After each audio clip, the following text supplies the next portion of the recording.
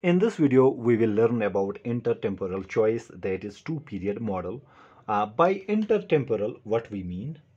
By intertemporal, we mean when consumer makes choices about consumption over time. Okay? So in this model, what we assume? We assume that the consumer lives for 2 periods and then dies. Obviously, the 2 periods can be the young age and the old age. Okay, after old age, he will definitely die. Okay, that's the law of the nature.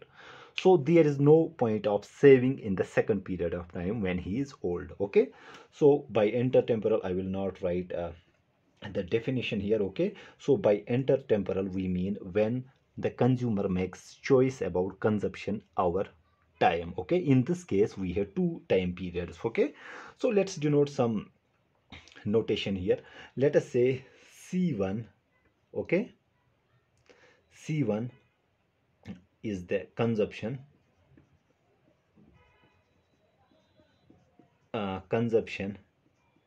in period 1. Okay, period 1. Similarly, let us denote c2 as consumption in period 2nd.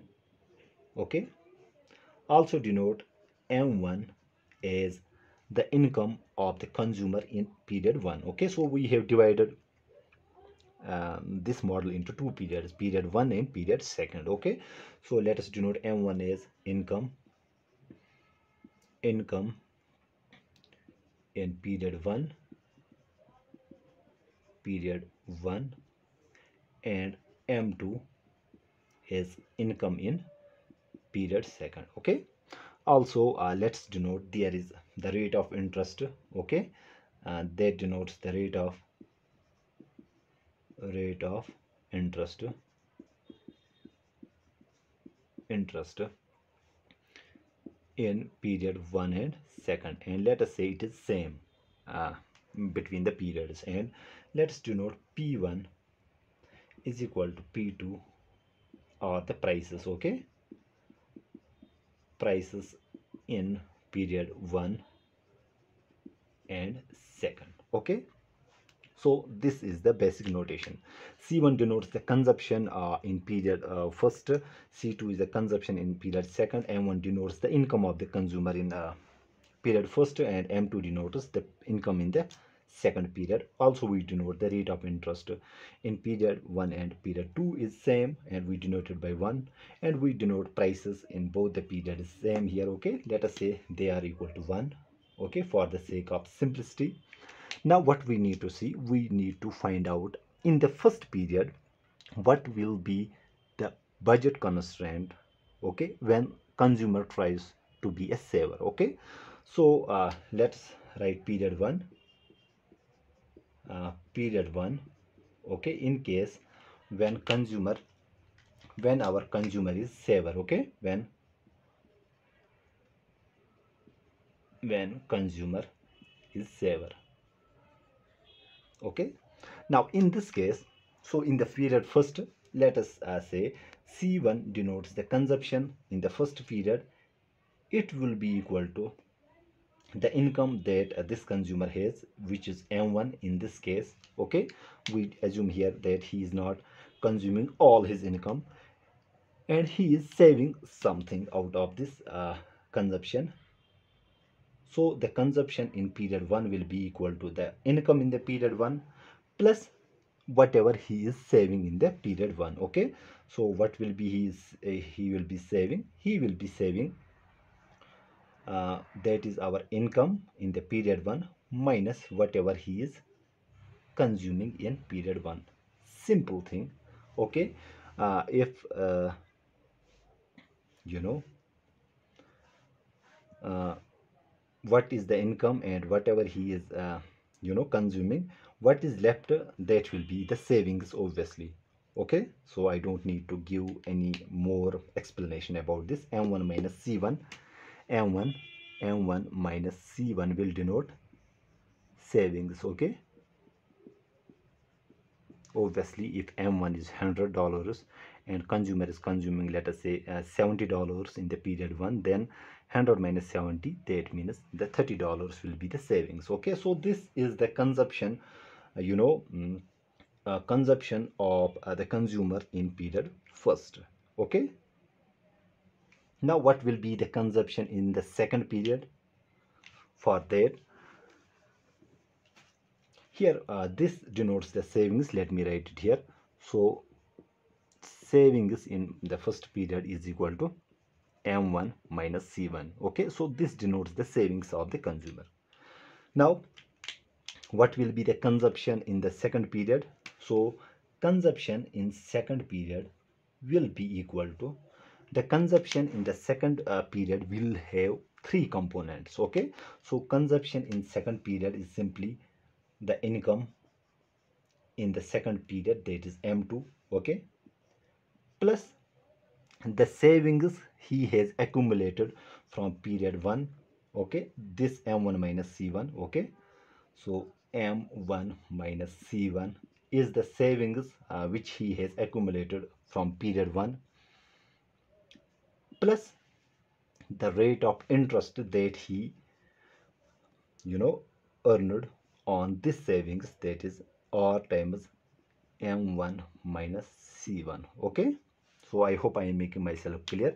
So the consumption in second period will be equal to the income in the second period plus the savings accumulated in the first period plus the interest on the savings on the first period. Okay, so this is very simple to comprehend here.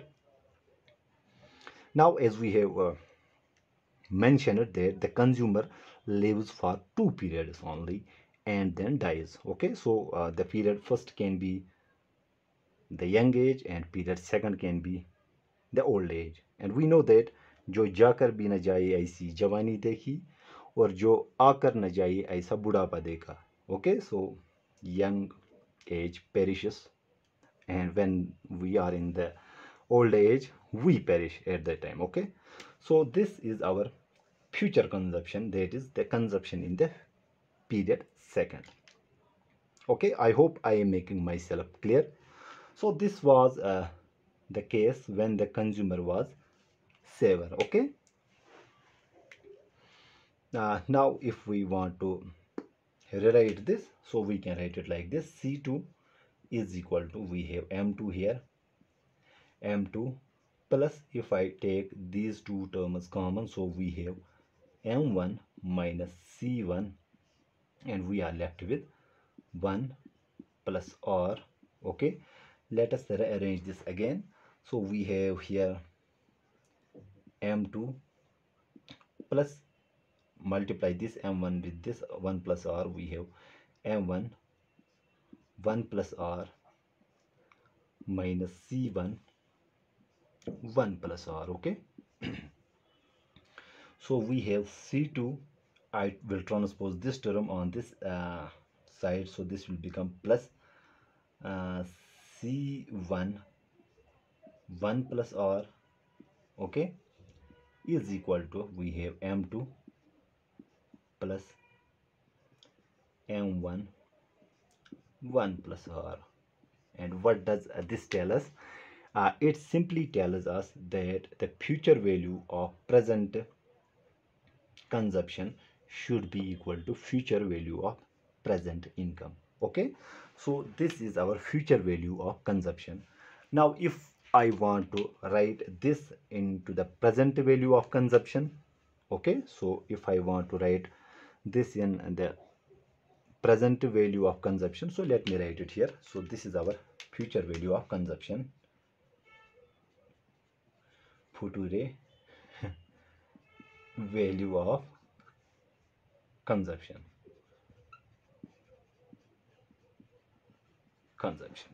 Now if I want to find out the present value of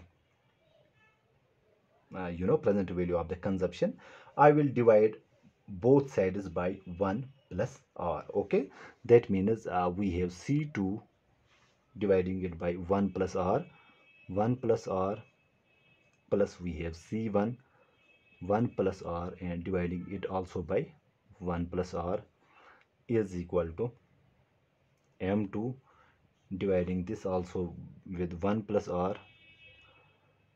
plus we have m1 1 plus r dividing it by 1 plus r. Okay, so we can do some cancellation here. So this gets cancelled, this gets cancelled, so we are left with, if I write it like this, c1 plus, then I will write this c2 1 plus r is equal to, so I can write here m1 plus m2 1 plus r. Okay, this is our present value of, what we can say, present value of future consumption. Okay, so we can say this is our present value of future consumption, and this equation simply tells us that present value of our consumption in both periods, that is in period 1 and period 2,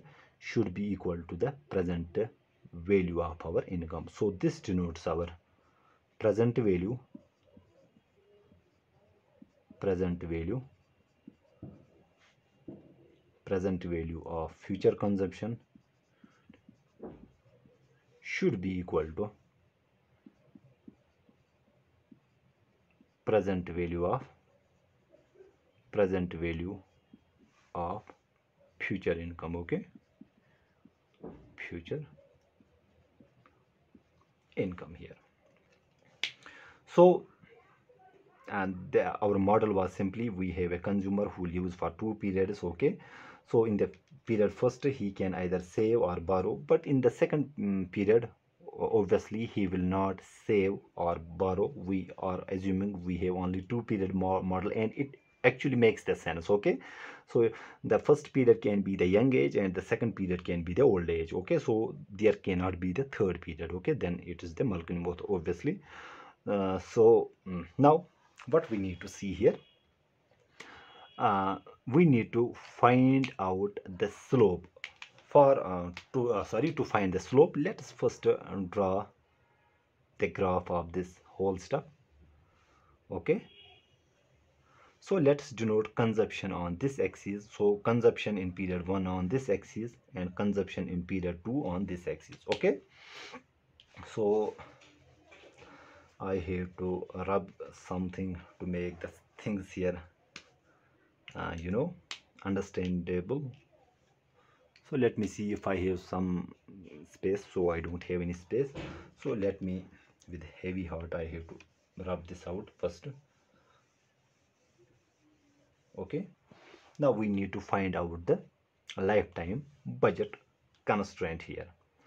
So since this is our function, okay, so let's assume what happens when consumer consumes all, when there is consumption in only one period. Okay, that means when our C2 is equal to 0, when our C2 is equal to 0, then what will be C1, the consumption in period 1. So consumption in period 1 will be equal to, so if C2 is equal to 0, this is 0 upon 1 upon R, so this term will become 0. So we have C1 will be equal to M1 upon, sorry, upon kapaya. So we have M1 plus M2 upon 1 plus R. So the intercept, horizontal intercept of our lifetime budget constraint will be M1 plus M2 upon 1 plus R. Similarly, if the consumer does not consume anything in period first, in this case C1 will be equal to 0, and we are left with C2 upon 1 plus R is equal to this M1 plus M2 upon 1 plus R. Okay, so if we solve, this will become C2 is equal to, transposing this, it will become 1 plus R M1 plus M2 into 1 plus R, because I have transposed this to each of these terms. So we have 1 plus R, so this gets cancelled, these two. We are left with C2 will be equal to 1 plus R m1 plus m2. Okay, so the intercept here will be, I can write it like this, m2 plus 1 plus r m1. Okay, so this will be our lifetime budget constraint. Okay, so what will be the slope of this budget constraint? Okay, so let's calculate the slope also. So the slope of this budget constraint, as we know, this is our you know, the present value of future consumption, this very equation. Now to find out the slope, what will we do? Now slope is simply equal to, in this case we need to take the derivative, that means differential with respect to c1 and c2 here. Okay, so this is our function equation and we take the differential with respect to c1 and c2. So we have c1 here, so the differential of c1 will be dc1 and differential of c2 will be dc2 upon 1 plus r is equal to, since no c1 and c2 is here, so its derivative will be here 0, or we can write it like this, dc2 upon 1 plus r is equal to minus dc1, or if I transpose this dc1 here, so dc2 upon dc1 is equal to, transposing this is 1 minus, sorry, 1 plus r. Okay, so the slope, or you can just write slope is simply equal to, slope is also equal to rise over run. Okay, and it is equal to minus 1 plus r. That means the slope of this you know, lifetime budget constraint will be equal to the interest rate.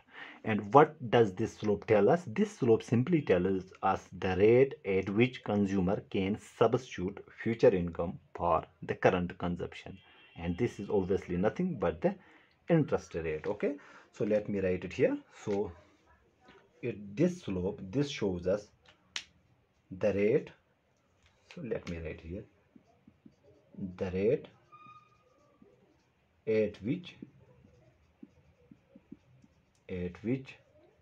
consumer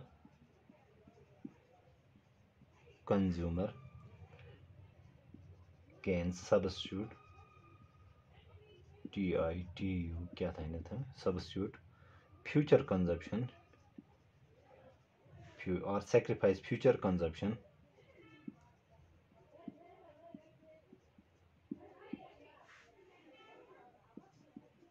for current consumption, CO कह दी गया, CURR, current consumption, and it is actually the interest rate. So slope of this budget constraint will be minus 1 plus r. Okay, so this was you know, when our consumer was saver. What happens if the consumer is borrower? Okay, so we can also solve this and the result will be same here. Okay, so let me write it here, result will be same here. So let me show it here. So if our you know, consumer is borrower this time,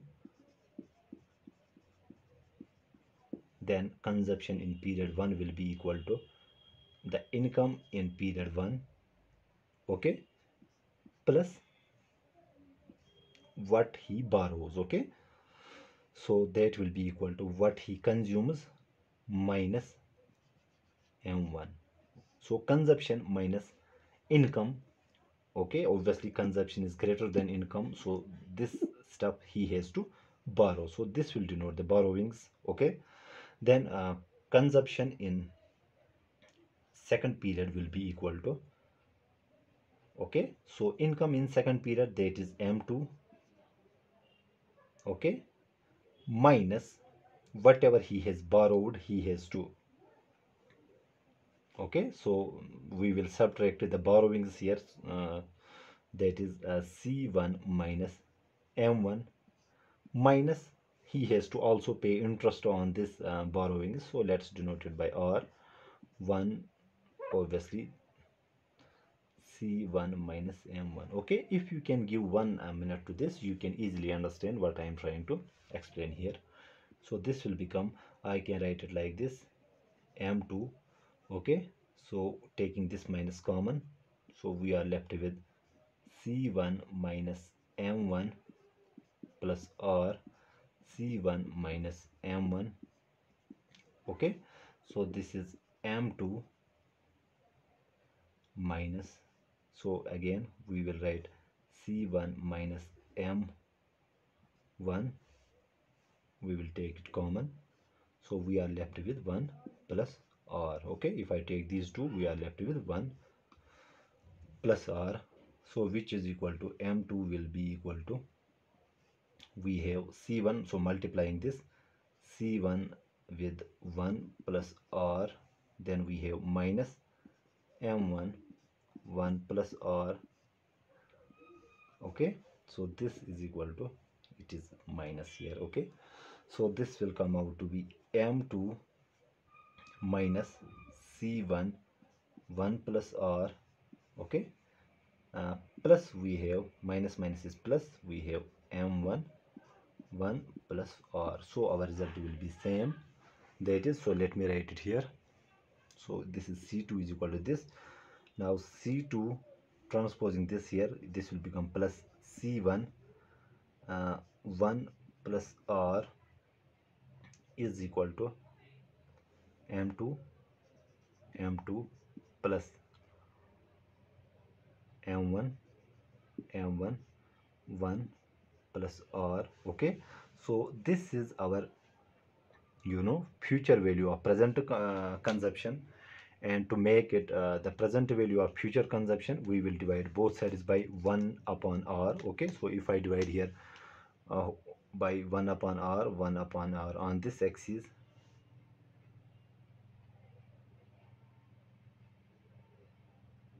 sorry, here we don't have any, I have done the mistake here, so M2 plus M1 1 plus R. Okay, so we have M1 1 plus R. Now to transform it into the present value of future consumption, we divided both sides by 1 plus R. Okay, so when you will solve this, this will become C2 upon 1 plus R plus C1. Okay, so this will get cancelled, we are left with only this stuff. Here also we will get M2 upon 1 plus R is equal to, so 1 plus R will get cancelled, we are left with plus M1. So in both the cases, whether our consumer is lender or borrower, our lifetime budget constraint will not change. Okay, so I hope I make myself clear in this video. Let me repeat it here. So this was our intertemporal choice, where our consumer was living in 2 periods. Okay, so this is also 2-period model. By intertemporal, what we mean, when the consumer makes choice about consumption our time, that means we have 2 time periods in this case. Okay, and we also assume the consumer lives for 2 periods and then dies, so there is no point of saving, so he cannot save in the second period. Okay, second period of the time. So this is consumption in period first, period second, income in period first, second, rate of interest, we assume that it is same across in the both periods, and we assume prices are same in both the periods. So then we have solved the lifetime budget constraint for the consumer here. Okay, and we also got the slope here. And what was our slope? So our slope was equal to slope, what we got, the slope of this is minus 1 plus R, and this slope actually tells us the rate at which the consumer can substitute a future income, sorry, future consumption for current consumption. Okay, so I hope I make myself clear in this video. Thank you.